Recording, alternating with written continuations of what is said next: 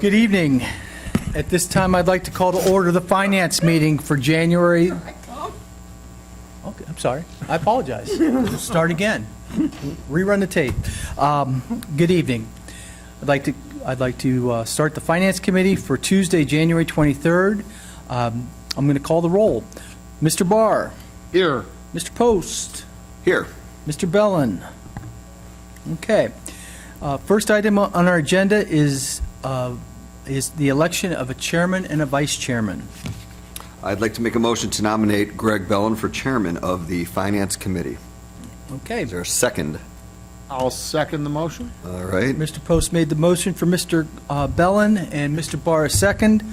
No other voting members are available. All in favor? Aye. Mr. Bellin has been elected chairman. Congratulations, Greg. Nice job. Okay.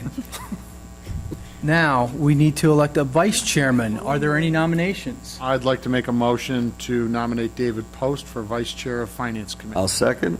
All right. We have a nomination and a second for Mr. Post. All in favor? Aye. Aye. All right. Mr. Post is the vice chair. At this time, I will let Mr. Post run the meeting if Thank he you. so moves, or I will. I'm Doesn't so moved. matter. Thank you.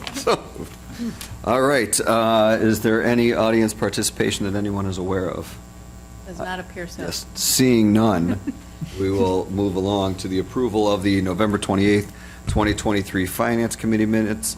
I looked through them, but is the wrong date at the top, or is it just me? It is. We are aware of that? Okay, because it says today's date, but 2023 at the top of the, yeah, Right. so we want to make sure that they say the correct date of November 28th. Other than that, motion to I'd change like to make do we need to make a motion to change the, You could, if you want to, just say a motion to change the title to the correct date. okay, I'd like to make a motion to change the date to the correct date. Do I have a second? Second. All in favor? Aye. Great. We have changed it. I would like to make a motion to approve the minutes from the November 28th, 2023 Finance Committee as amended. Do I have a second? Second. All right, all in favor, say aye. Aye. Aye, glorious. The minutes pass 2-0. We have a presentation, I believe, from our glorious finance director here on the 2023 wrap-up and the goals for 2024. So I will turn it over to you. Good evening. All right. Evening. Good evening. So Mark is going to be my clicker for this evening. Lovely clicker. So we are going to start out with just a year-end review. So for 2023, I know Mr. Fury likes to go through the statement of cash, but this is just a little blurb on the statement of cash. So the beginning balance at the beginning of 2023 was $15.8 million. The ending unencumbered balance for 2023 was $21.3 million. So we finished in a very good spot. The total for all funds, the beginning balance at 2023 was $34.5 million. We finished at $36.5 million. So there were several transfers that we had put in the budget for 2023 that we ended up not needing that money.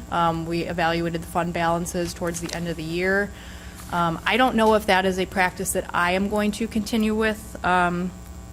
This was something that previous finance directors had kind of evaluated where they were throughout the year, transferred money as needed. I'm of the opinion that if we are going to say that we're going to transfer $1.5 million for capital purchases, we're going to transfer $1.5 million for capital purchases. So you still plan on doing transfers throughout the year, not waiting till the end of the year? Correct. So I think what was happening is that it was like, let's wait and see what the fund balance is for these, and if we didn't go through with certain projects, then the money was just left in the general fund. But my assumption is, especially for like capital improvements fund, and at least like Amy's fund for like SCMR, we're going to use that money. It may not necessarily be like we may switch out a truck or something may be on back order, but those are all items that are necessary for these departments to do their jobs or for the infrastructure of the city. So I don't think it's fair to necessarily anticipate that you're going to transfer it and then hold on to it like it's, it's in your savings account. Glen Eagles and the fitness center, those are a little bit different because you're really evaluating, what type of revenue they're bringing in and what their expenses are. You want to minimize your transfers to your enterprise funds because you want them to be self-sufficient. So, as you can see from the slideshow, these were the transfers that we did not make at the end of last year. Glen Eagles, that's great. That was a $171,000 transfer that was anticipated in their budget. They didn't need it. They ended up having a great season. Really towards the end of the season, they make sure that they minimize their part-time staff, so they're only absolutely using the staff that they need. But, capital improvement, we didn't transfer funds. SCMR, we didn't transfer funds. Economic development, I think there were a couple of the top program recipients that I want to say we didn't go through with. When we're talking about transfers, the SMR has its own fund. So we're transferring that, where were we transferring it to? So there is a line in there. So we receive money for state improvement that goes into there. We also transfer additional funding for Amy's project, so a lot of the road program. So the portion that we get from state funding does not cover anywhere close to what we do. You're just transferring that to the line item that needs to be paid or funded? Correct. Okay, all right. But, because that wouldn't come out of the general fund, but the Glen Eagles and the capital and the economic development would? So all of those do. So All of those come out of it, okay. all of those come out of the general Oh, I fund. understand. We're taking money out of the general fund to fund the SCMR because we're going to pay it through the SCMR. Correct. Thank you. Understood. So it's my intention going forward that if we say we're going to spend $1.3 million in capital projects, that we're going to do so. I know that there are some hesitations that, once you transfer that money into that fund, you can't get it back. Well, we want to, you would want to wait for something like Glen Eagles or the fitness center to see how they are performing before you would do any type of necessary transfer. But with those other funds, those are for necessary equipment that those departments need.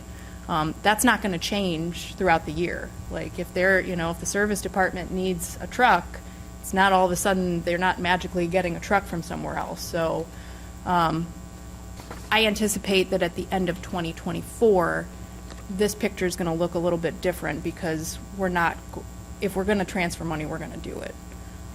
So we're not going to hold on to that as like a fail-safe. Also, there was a one-time transfer of money that we received for the ARPA grant. That was for revenue replacement and for money that we received for the police department grant through the ARPA fund. So that was $1.1 million of revenue that we're not going to realize again. So that money, that was one time, it's now in the general fund. We will have a little bit more this year from the police grant that'll be transferred to general fund to pay for salaries, but those funds are shoring up, so, again, that's a source that we won't have any longer. Can you remind me what ARPA stands for? American Rescue Plan Act. So that was money through the federal COVID government. money. COVID money. Right. I just couldn't remember what ARPA stood for. Each one has a different acronym, and, but again, those funds have to be expended by the end of 2024, so that's another funding source that will no longer be there. But overall, the city did I applaud departments. They really took a step in, evaluating what they need, really looking at their staff and their personnel. And the end of the year was a nice rush to close out things that they didn't need, but it was also a good time to evaluate, like, if you had a purchase order that was open for the whole year and you didn't use it, do you really need to use, was it really imperative for you to tie up those funds? So, move on to the next slide. May I ask you a quick Oh, question? sure. Then? Is Ordinance 05-2024 as a result of that, when we're transferring those to the general fund, or no? Or is that just something? Hold on. So the items that are on for council tonight, those are grant funds that we appropriated last year that did not get reappropriated into the 2024 budget. So it's either we received money for some of Amy's projects that we awarded at the end of 2024 that I did not include in the 2020, or excuse me, at the end of 23 that I did not include in the 24 budget. Oh, okay. So no, those wouldn't be the transfers. Correct. So, moving on to year-end revenue, the city was in a very good position with municipal income tax. Our initial RETA estimate at the beginning of the year was 25.6 million. I don't know if you remember, but we did do a revenue increase at the end of 2023 to increase it to 26.8 million because we have to make sure that our estimates match closely what we send to the county. The final year-end collection was actually 27.1 million. So we have had a really good collection year. Again, the work from home has not affected us the way anticipated. However, there is still a Supreme Court case for 2020 that's, still pending. We just had a RETA webinar last week where they talked about that. RETA is holding on to refunds for those individuals who are claiming a refund for those years. So depending on what the Supreme Court of Ohio, comes up with, that could affect us a little bit. But we've had a really good economic development program with Rebecca bringing businesses in. I know through the staff meetings that we've had, hearing the new businesses that are coming in, I don't think that this is going to I don't think our income tax is going to take a hit anytime in the near future.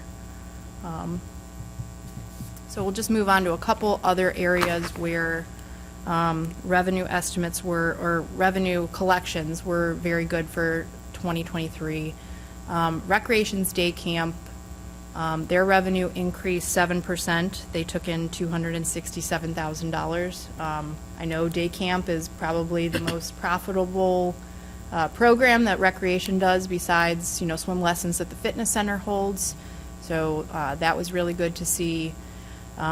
Interest income. So our estimate was $175,000. We finished the year at $432,000. That's an increase of 147%. Now, our investment portfolio overall is doing extremely well. Interest rates are high. We have money in Star, Ohio.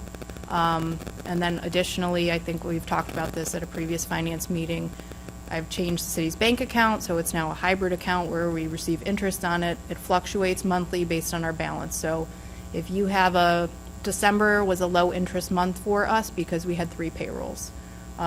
If we have a month where we only have 2 payrolls and we don't issue a lot of checks, our balance remains high and we can get anywhere up to, $30,000, $40,000 in interest for that month.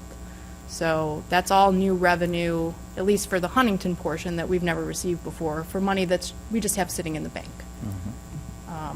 I don't anticipate that that's going to change. Interest rates are not supposed to fall. So I want to say the estimate that I put in for 2024 was around $500,000, which I think is fair. It's incredible. Sewer revenue fees, the initial estimate for 2023 was $4.2 million. We ended up collecting $5.08 million. Now, some of that does fluctuate because of the way the bills go out. You get your quarterly bill and it may not be due until January, but most people, if they pay through their bank or, they like to pay up front, you receive some of that money in December. But, Nate had an intern this past summer who assisted with going out to businesses, and one of the things that they found from that program is that there were a lot of businesses that were being undercharged for their sewer fees. And while they may not necessarily be happy about an increase in their fees, they're actually being charged correctly now. So I think that helped out with their revenue program, and this will help out. I know we've talked about this extensively with their sewer rate analysis that they're going to have to do as part of their project. Historically, I think Twinsburg's rate has been very low for sewer usage. I think that when this review comes out, we're gonna find out that that's true, and there very well could be a rate increase due to that. I don't think it should be a surprise to anyone, but, you know, Twinsburg does have a very low rate for their sewer usage. I know we talked about this in the past, and we've talked about it up here, but I really think that it'd be nice to look at what the expenses are going to be for the next potentially 3 to 5 years, 8 years, and instead of every 5 years going, let's raise it this much, but do a small nominal increase every year. And I know he's Really? probably looking at that, Nate's probably looking at that, but I'm sure we would probably be on board because we've talked about it so many In times. 20 years, we've had 2 increases on the sewer bill, Right. period. Right, which may not be enough. We've discussed putting incremental increases in Right. the current legislation, but nobody's done it. So I Several think- times. Several times we've discussed it. Yeah, I think. Never happened. Would you like that to be done? Yeah, I'd like to see what it looks like, for sure. Okay. I think the question is what money is needed in his mind down the line, and what do we need to increase it to get to what that's going I to be. agree. It shouldn't just be an arbitrary number. Shouldn't be an arbitrary. We need to look at, That's what I'm saying. Right. no, Like we but should I just. agree with you, Mr. Fury, Mr. Post, absolutely. Yeah, and I think with all the, redoing of the whole facility, I think, we want to be ahead of that, not behind it. And I'd rather have the money in the bank ahead of time when the expenses come, not let's collect after the fact and pay interest on it or whatnot. Absolutely. We should always be ahead. And then if we're ahead on it, now we can make interest on it also for when these big expenses come up. Just, I don't see why we shouldn't, especially being how low our sewer prices are. There's no question, they're crazy low, crazy low. Mr. Barr, did you vote on a sewer increase since you've been on council? Yes. Okay, so, but that was probably earlier term. It's got to be at least 5 years. Yeah, and it was $10. $6 a month Yeah, or or something. I something. mean, it was insignificant, and you would have thought that it was a much larger amount based on the, So as long as we're showing that we need the money and that comparably I think we're less than half of most communities. without question, I think we had some of the lowest sewer rates in the state. I mean, I think we still do. I think we are the lowest in Summit, The thought, and I know in would be- Cuyahoga we're the lowest by far. Nobody's even close to, Ms. Conway, work with Nate, have him put some rough projections together. We'll present at a council or at a finance meeting here in the next, second quarter or something, and, I mean, Mr. Post, I'm with you, let's get it done. Let's I'm sure do it, I'm sure 100%. Mr. Bellin, I don't want to speak for him, but probably is, Craig's proactive in that area, so, yeah, I mean, I think that certainly now is a good time to address it. Right. Like you said, we're not behind the 8 ball, We have a Right. $10 million project we need to fund also. big time. exactly, and I'd rather have the money in the bank ahead of time. $15 million. And Yeah, 15 million. and that money should be in the bank when we need to write that check. amen. All good? We should never have to get a loan when we collect all this sewer. We shouldn't. It should be self-funded, 100%. Depends on the loan rate. Well, but the good thing is through Ohio Public Works, most of their loans are 30-year loans with no interest, either low or no interest. Yeah, We've had zero interest loans for water lines. While I would love to be able to pay for an improvement in cash of $15 million, that's I'd- not feasible Right. at this No, point. you know what I'm saying, though. No, I absolutely you agree. understand Cost what of I'm money, I'll take a 20 But to years pay old. your annual debt payment without having to worry about it because you have it in your fund, it makes it much easier to do my job and Nate's job. Absolutely. Well, let's make that look for try to make that happen for the next finance meeting. Okay. And then lastly, on the list for revenue, we had Glen Eagles. Their estimate for 2023 for greens fees, which is the only thing that I focused on, was $800,000. They had an increase of 12% with their revenue for greens fees finishing at $898,000. So obviously that's due to very favorable weather. Brian and Jim were able to keep the golf course open through, I want to say, end of November. I think they had a couple days in December that they were actually able to have golfers out there. So being a golfer myself, that's phenomenal, because then you Played in December. have way more time that you can be out there, and then you have less time in your off-season, which is a sad time. So hopefully 2024 goes the same way. Again, I will be in contact with the company who handles the banquet side of it. Per our agreement, they have until January 31st to provide us with their 2023 revenue, and then our rental revenue going forward is the greater of either what we're currently getting or their amount per sales. So those revenue numbers, at least for the rentals, could hopefully change significantly based on the business book that they've had over the last year. Is it a gross number or a net number? It's a gross number. Thank you. I don't know what the percentage is offhand, though. Okay. And they've had a spike in rentals, just by the way. Yeah, they've done very well. Good. It's good. Okay, so moving on to expenditures, some notable items. The average general fund departmental expense was 84% of their budget. Obviously, there were some departments that were operating higher, some that were operating lower, but it total, averaged out to that. We already discussed the lack of transfers from the general fund. Only 66% of the allocated amount was actually utilized. We did have $143,000 in carryover encumbrances for the general fund and $1.9 million total for all funds. This is important. So we have finance has until January 31st to file what's called our carryover encumbrances with Summit County.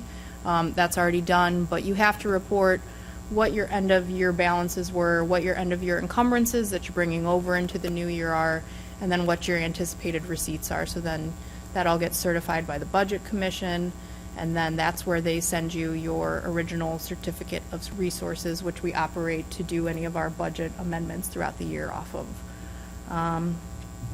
Police and fire pension funds and the police and fire levy fund we're operating at 99, 99, and 97% capacity. I will be working for the next finance committee on hopefully a review of what these possible pension reform changes are going to do to the city. Again, those levy funds are set in stone. They're not going to be changed, so anything additional that's going to have to supplement those funds is going to have to come from the general fund. So just making sure that everyone is well aware that those changes are most likely going to go through. They did a poll between House and Senate members, and it overwhelmingly was supported. There is also a small pension reform bill for OPERS, where they want to raise the employer contribution from 14% to 16%. That did not receive very good polling numbers, so we'll see how that one pans out, but the police and fire pension one is most likely going to get approved. It's still I want to say it's in the House Pension Committee still, so it has a long way to go. They wanted it passed for the beginning of 2024, but that's not going to happen. But that will have a significant impact on the city's resources. So just putting that out there for everyone. Sewer revenue had a budget of $5.4 million, and they spent $4.1 million. So they were at 77%. Now, remember that had $1.3 million for the design phase for their project. We only spent about 30% of that, so that was carried over into 2024. So that number's a little bit inflated because of that. Glen Eagles Golf Course had a budget of $1.7 million. They spent $1.6. Fitness Center had a budget of $1.4, and they spent $1.2. And the total for all funds was a little over $53 million budgeted, and we spent $43.3 million. So city is in overall good shape. We finished 2023. So the next slide, where do we go from here? So it was I have not been here a year, but I will say it's been a long year. There's been a lot of hurdles in this first year. I think everyone knows that our department is operating not at full capacity, so that definitely pulls you in a lot of different directions. But I also don't want that to be a crutch. The mayor knows that I have lofty goals for the department. It's just a matter of finding enough time to get them done. So I just wanted to go over a couple things that my staff and these are things that we want to accomplish this year, and then relay those things to the Finance Committee, and a lot of things will come to Finance Committee for vetting for approval before it will go to Council. So one of the things that I have found, and this is not new to Twinsburg, this is pretty much new of any governmental place that I've worked, is that most departments have no idea what the finance department actually does. The big thing is like you guys pay the bills, and yeah, that's one thing that we do. So one of the things that I've tried to do a little bit at the mayor's staff meetings is kind of tell people, like, there's more to finance than just bill paying. You know, when you get your deferred compensation statement and it has, you know, your money in your account, like, how do you think that money gets there? Like, these are all things that finance touches, and we're one of the only departments that touches every single other department. And it may be something as simple as, you know, paying the electric bill, but those are all important things. So I wanted kind of give an update at the Finance Committee, and maybe each meeting pick a different thing that finance does and explain a little bit about it, whether it's, you know, I'm in charge of our investment portfolio. There's, you know, on a daily average basis, $13 to $15 million in that. So thank you for trusting me with that, but that's something that I'm sure most people don't know that finance has to handle. You know, we issue payments to vendors by credit card. You know, these are all things that are part of our banking contract, but they're all small things that you take for granted because someone else does them. So as a way, now that I get to be in the seat that writes the checks, I get the microphone to explain how important I think what we do is. Some people may not agree, but that's for them. So one of the things I want to do to finance is, you know, come up with weekly, quarterly, and annual things that finance, our department does, and just relay that information to the Finance Committee. Whether that's in like a quarterly investment report, I mean, you guys get your monthly reports, but like day-to-day things that we also do. So that's one thing. We're going to be working on an update. Matt, Tammy, and I are going to be working to update Section 147 of the codified ordinances. There are a lot of things that are outdated that need to be updated. There's a lot of things that I've found with processing payroll where it's like, hey, we don't have, you know, where does it say that we could do that? So our ordinances need to match our practices and vice versa. So that will be a collective effort between the three of us, and those are all things that are going to have to go to council for approval. Creating and updating financial policies. Creating a purchasing policy. We really don't have any guidelines on purchasing throughout the city, whether that be competitive bidding, whether that be writing RFPs. So that's something that I want to work on because that's a function of finance and we're supposed to oversee that. Competitive bidding and solicitation requirements. I know Amy does a great job with competitive bidding, but she's not the only department that puts out bids, and we should have standard bid specifications, and we should have a standardized contract, and we should have, you know, these are all things that finance, the finance director is responsible for, so we should have procedures in place for those. I'd like to redo our travel and expense reimbursement procedures. You know, there's something there, but it could be better.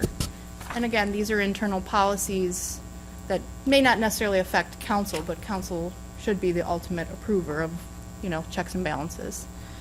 I'd like to create a general fund reserve policy. This is a GFOA principle. There should be something in our ordinances that says that we should have a restricted amount of our general fund that we should not be able to use in case of an emergency. That's just a best practice. I haven't been able to find it anywhere. It doesn't exist. There you go. We've discussed it on and off for 20 years. We talked about reserves in the past, and then we hit a really couple bad stretches, and we didn't have the money to reserve.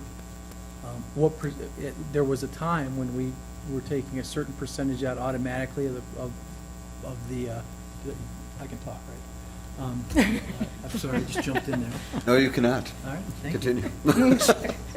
Say whatever you want, of course.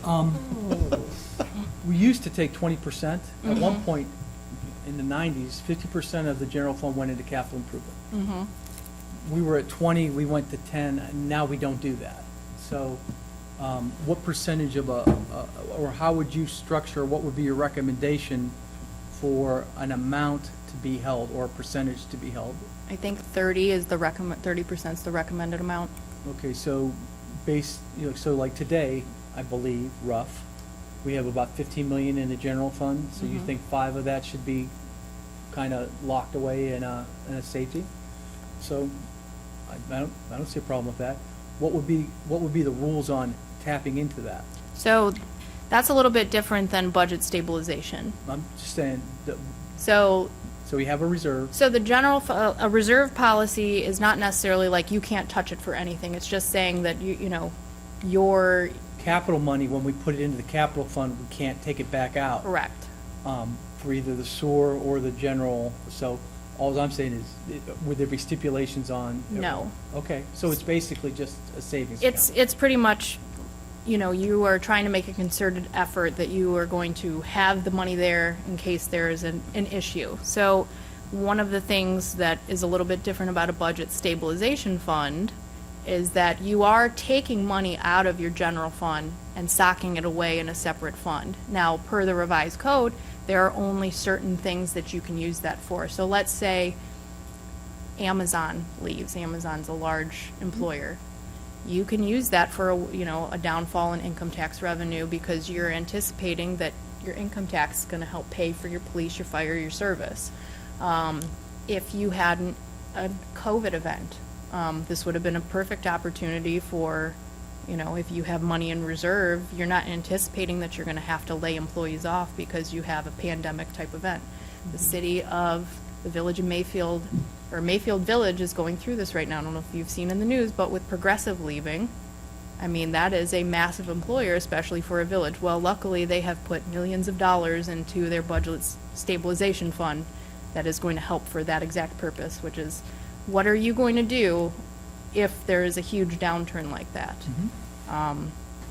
So these are all just things to think about. I mean, we started a budget stabilization fund when I was at Solon. It does not have to be a lot of money that's put away every year. It could be $25,000. It could be $2 million, depending on how you do that year. Or you could put nothing. You could get to the point where you're like, you know what, we've got $2 million in there for us right now, that's fine, we have other things going on. It doesn't have to be a continuous, year after year thing. You pretty much evaluate where you are at the time, and, if you have money to put into it, that's great. If you don't, and you have it for other purposes, that's fine. But the budget stabilization fund, per the revised code, there are only specific reasons why you can tap into that money. So it's really, when they say rainy day fund, that is their rainy day fund. Is that more important, though, for a city that might not have enough in the general fund, where they go, all right, we're always coming close, maybe we should? I would not recommend that for a city that does not have, this is for a city that's in good financial shape. Okay. Yeah. So if you are getting by on the skin of your teeth, that wouldn't be something that you would want to. So when times are good, you invest in your future. When times are bad, you ride it through. Implementing changes to our banking services. There are a lot of things that we can do with our bank accounts now that were never possible. The technology that is out there with paying vendors online. I'm actually going to have a meeting with the mayor about this tomorrow. There are some changes to our banking agreement that are going to help make the city more secure. One of the most insecure ways that you can pay people is through checks. They're costly. There's a lot of theft involved with that. So one of the things I would like to do is to move as far away from relying on writing checks as possible. And just the transfers? As much as our bank will help us do that, or if we do have vendors who refuse to do any type of credit card pay or ACH, our bank will do the checks for us. So we don't have to print them in-house, worry about getting them, putting them in the mail, the postage, things like that. And then it's the time for my staff. I mean, the time to print out checks, stuff envelopes, the time for Becky to, put them through the mail. While it may not be significant in the grand scheme of things, that's all time that they could be spent doing much, more lucrative projects for our department instead of, tedious tasks. So those are all things that I would like to change. They just, with time management, it's hard to get everything on the radar at once. And then the last thing, improving on our budget and capital improvement presentations. I thought last year was okay. I mean, it was a lot of stuff thrown into a short amount of time. So one thing that I would like to do for next year is to really get more department involvement. PowerPoints are fine, but there are other methods that are out there to make things more easily readable for council, for residents. I'd like to start posting stuff on our website. I know we have this Together Twinsburg page. It would be nice to start posting some of those things on there. Just, better production on the, our side of it for viewership, I guess. But again, those things all take time. Any questions on the finance goals for 2024? I'm good. Lofty set of goals. It It's- is, yeah. but Shoot for the moon. exactly. I That's- mean, we may not achieve all of them, but I think it's important to have goals, and I think I've had enough time under my belt at this point to see what areas we need improvement in and what areas, that we're strong in, and, just continue to build on those. I think it's great. Yeah. That's all. I do have a question, not necessarily related to the goals of 2024. Did you say that you guys are down a person in the department? We are. Our payroll person retired in August. So Jennifer, the assistant director, and I have been splitting payroll duties. Have we since not then. been able to find someone, or we just haven't looked? Like, There's some internal issues with that. oh, okay. Well, I don't want to open up. We'll be advertising soon. That was my question, like, why do that to yourselves? Like, It's not by choice. okay, gotcha, okay, I don't need to know anymore. Just, So I will say, I have learned, I knew a decent amount about payroll, but I have learned more about payroll than I ever want to know. And I still don't know an iota of what my assistant director knows. So we do a nice job of splitting up the areas that I like to do the one side, she does the other. Works out great for now. We would both love to be done with it very soon. all right, sounds good. Okay, I'll do that. Well, are there any other comments or questions about anything else finance related here? No. Anybody? Anybody? All right, I'll assume that takes care of miscellaneous also. Our next meeting date will be on February 27th, 2024, and at 6:38, I'd like to call the finance meeting to a close, and we will adjourn the meeting.